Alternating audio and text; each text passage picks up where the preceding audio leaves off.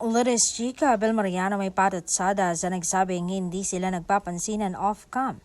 Saad niya, saan naman nila nakuha yung balitang yan? May proof ba sila? Pero bahala na sila. O kayo, kung ano ang gusto nyong sabihin, basta alam namin ang totoo ni Donnie. We're happy and in love.